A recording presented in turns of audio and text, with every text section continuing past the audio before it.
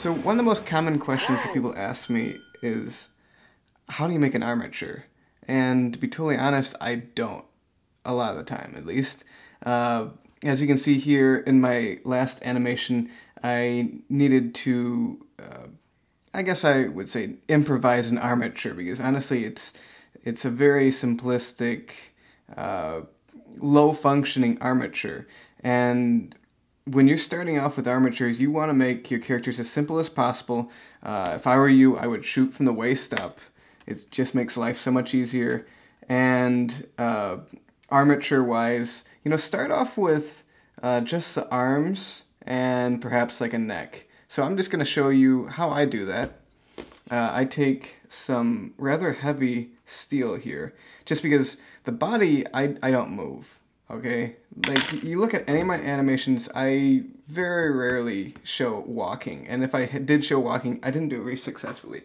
I'm just gonna be totally blunt, very honest about this. I'm definitely no pro when it comes to making armatures, but I kind of start off with just like a base for my character. I'm just gonna do this quickly because I don't feel like, guys, if I should waste your time with a 20-minute tutorial when I could show you in like 5. So get it towards the center so that it's not too far out from the edges.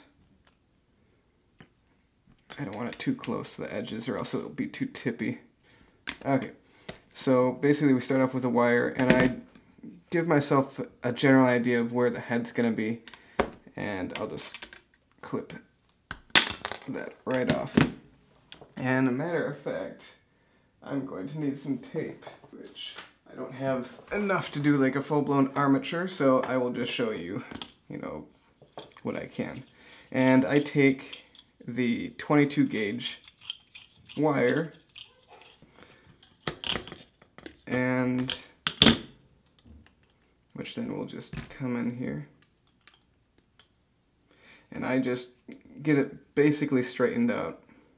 And I take a drill. Just might sound crazy, but you don't need a drill. This is just a matter of how I work. Alrighty. So you get it mostly closed. Actually, it's easier to stick in the end that's combined. That just about fell on my foot. It's easier to combine it with this end. So I take the end that's not separated, I stick it in here, and then we just tighten this, and then I just grab the other end. Alrighty, and you can, let me pop this out. You can see that it's not overly tightened. Yeah, let me see, it's about 1/8, and it's probably about a little over 1/8 of an inch in between the curls. So it's pretty loose. And then I just fold this in half. Just directly in half. And then I give myself about, anywhere in between 1/2 inch to 1 inch of leeway so that I have something that I can use for the tape. And this is what we're going to use for the neck as well. And since I don't have a whole lot of tape, I'm going to try and do this fairly decently. So this is all, the way I figure it is the neck needs to be pretty solid, but you just have that one joint which moves back and forth pretty much. And so we'll need a little more. So we have our arms here, but we need a little bit for the neck as well. And honestly, this floral wire is so cheap. You're better off just cutting long and cutting it down to size. Alrighty. One thing that is to be noted is that floral wire, it's because it's cheap, it does tend to dirty up light colors, so like tan, yellow, white. If you were to have it inside the clay and then pull it out, you're gonna wind up with gray. Like, let me just show you. Like, see, my hand's a little gray now, so just be aware that you should wash your hands after handling this. I don't know if it's bad for your health at all, I don't know, but I wash my hands a lot when I'm working on clay projects. Alrighty, let's get this sucker in there. Alright, that's really in there this time. Now we just grab that. That's good. And we just take that clip off the ends here. And generally, just because the arms flex more and you're going to put more strain on it, I like to put it directly on there first. I really don't care, like, you know, what other people think about this, honestly. This is just to help people who've never done this before. I'm sure that someone's rolling their eyes at me right now. But you know what? You can make your own tutorial. I'm totally okay with that. So this is gaff tape, so it's not the tape that I usually use. I usually have white medical tape. White medical tapes, it has like a sort of an elasticity to it, and you can pull it really tight. Gaffer tape, like, you know, it's not going to lie on there as flat. Anyways, you can use the thinner floral wire, the, what is that, like 30 gauge or something like that. I prefer to use the same 22 gauge to apply this. So like I'll take that and I'll just wind it around, you know. And honestly, when I'm doing my sculptures, which are stable, you know, they aren't meant to be animated, I use this wire here, this steel wire, which I'm not sure what it is. I think it's 16 gauge, if I remember right, and the thick, if I'm correct, it's like 10 gauge. But anyways, you know, go to the store, you give it a feel, you'll know what you need, you know. Just see how much it flexes for whatever purpose, you know, whatever part of your armature that you're making. You know, you're the maker, and I expect you to, you know, use your own head. So, anyways, that will hold it in there pretty darn well. If it's going to be moved a lot, yeah, add on, you know, an inch. You know, have at least an inch. But if your character's not moving a lot, you don't need to waste a lot of effort. Anyways, I'm just going to tear this a little thinner. That's the nice thing about tape. Cloth tape, you can tear it several times.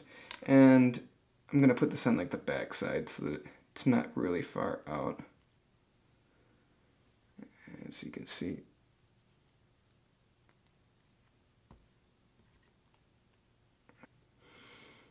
Then I'm going to stick on the neck as well.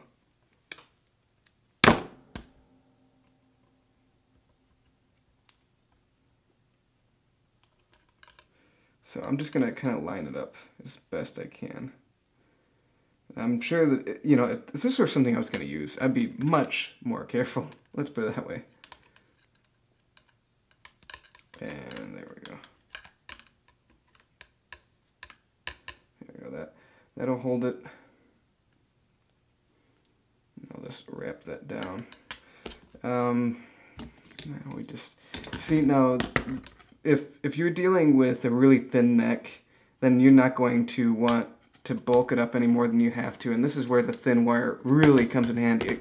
It's very versatile, but just be mindful that this stuff, when you're cutting this metal, this floral wire, gosh, I've cut myself pretty badly just by running my hand over the end. You don't even necessarily notice it sometimes. Sometimes it's very painful, sometimes it's not. But I've gotten some pretty nasty cuts from handling armatures. So, you know, when you're taking apart and assembling armatures, be careful. It hurts. Okay, so I just wound that around, and we're just gonna quickly cover that, and then just kind of align it with the spine. Alrighty, so there we are. And let me grab aluminum foil. I get the heavy duty aluminum foil. It bulks up a lot better.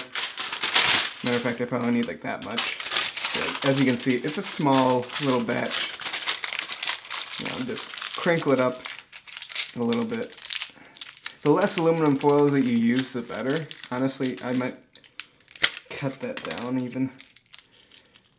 because aluminum foil is heavy. Like if you make a ginormous ball on the end of your puppet there, you're gonna wind up with a really top-heavy character.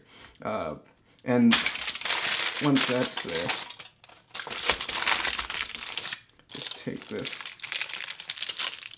I just bulk up the body too. Alrighty. And I mean, this is a really simple armature. Very simple in comparison to what other people do.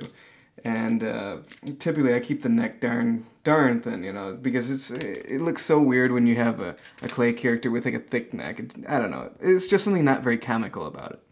But anyways, now it's just a matter of adding on clay, which, let me see if I have a bulb. The tan is the perfect example of soft clay. And with armatures, it's pretty common that the armature is too strong for the clay. So, as a matter of fact, sometimes you're better off, you know, do some tests with the clay and see how thin you can make the arm before it cuts through the clay. Because armatures themselves are, you know, sharp relatively for clay. And what I do is I just grab an X-Acto knife and I just cut in like about halfway. And you know, you want to have this figured out like as to how long your arms need to be. I would be assuming that I probably need about that much. But you know, matter of fact, just for sake of, you know, this actually working decently, when you're building up the armature, you want to start from the bottom and work up. At least that's my work flow. It's just, otherwise it's just gonna be falling all over the place. Okay, but anyways, you know, forget about that. None of this is moving. That's not part of the armature really. Then you just kind of line it up. You figure out, okay, so this part we're gonna want to make a loop on the end. At least I make a loop. I'm plenty sure that there's people that just do straight ends, but it seems to cut through the clay a little too easily. And seeing as like that end by the hand, really, you know, you're only gonna be moving it at that joint anyways. But I mean, I can tell already that that's the thing with floral wire. It has a springiness to it. This is just a really cheap, you know, way to do an armature, but you might actually be better off with certain colors doing just a single strand of armature wire, floral wire. So we'll come in here and we'll just kind of open that up. And my choice is to, in fact, I don't know if I could memorize. Here we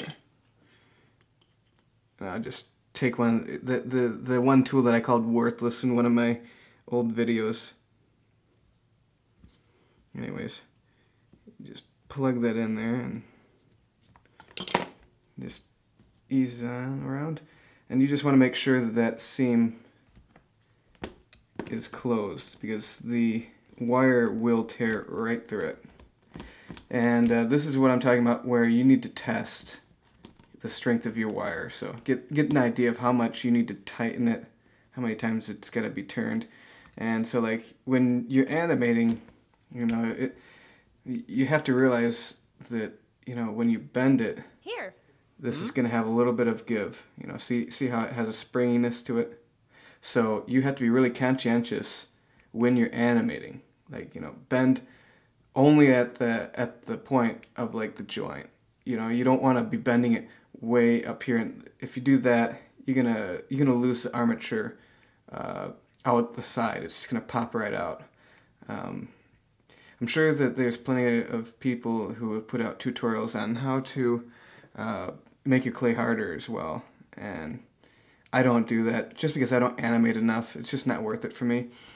But you know, when you're putting this arm piece on, you just want to make sure that there's more than enough clay at the joint there, and anywhere that, you know, any place that it's being bent, just realize that it's going to be demolished by the second time that you bend that.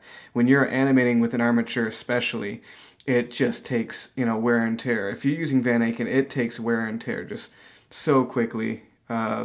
There's more work that goes into fixing mistakes that come up than anything when it comes to animating with Van Aken.